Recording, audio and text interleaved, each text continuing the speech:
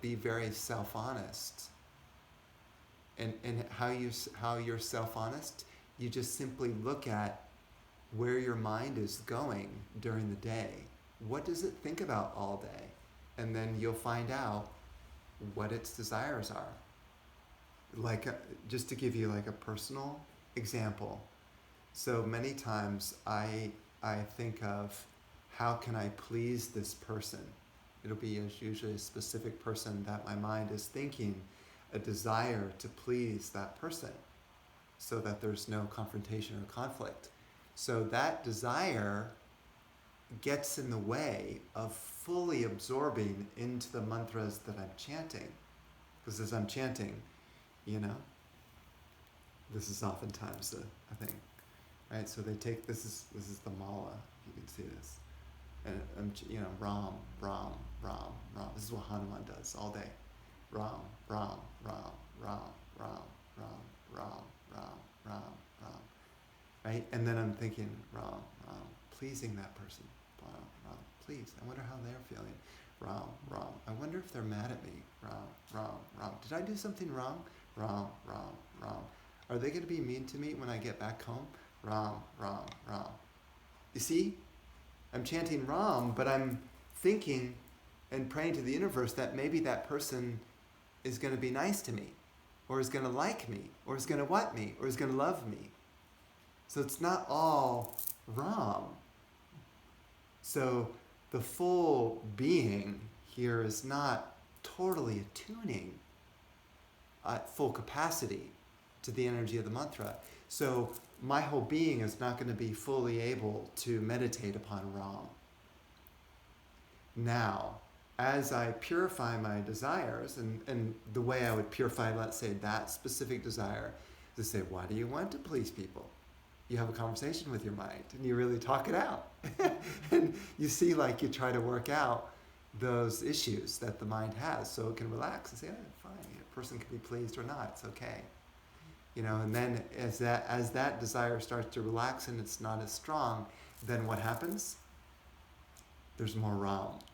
Ram, Ram, Ram, Ram. It's more consistent. The energy is building more strongly. Then, as I let go of that desire, now I only have 4,998 desires left to achieve. And that's something. Like, I just made a leap because I released that desire. I really made progress there.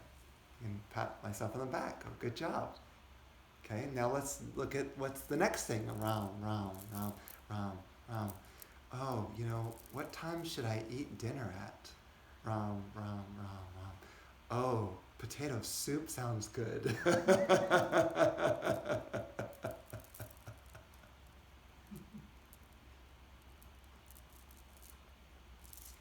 What do you do with that? Potato soup.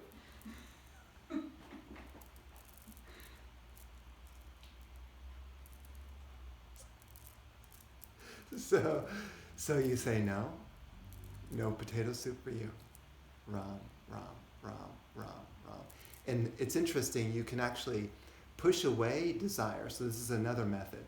You can push away desire and replace it with chanting the mantra, especially if you're chanting it out loud, because that distracts your mind even more away from the other. So you're giving less power to the potato soup and more to Ram. And bit by bit, the energy of the potato soup, or whatever it is, I'm just kind of joking with that. You knew that.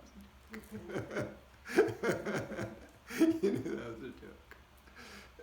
No offense to people who like potato soup. I mean, we had that this evening, so it was really good. So then at some point, like, even when you're seeing the potato soup, you're just thinking Ram. That's what happens. Like, the potato soup becomes divine. Your mind gets overcome by the energy of Ram so strongly that as you're eating the potato soup, you're just feeling Ram and the bliss of Ram.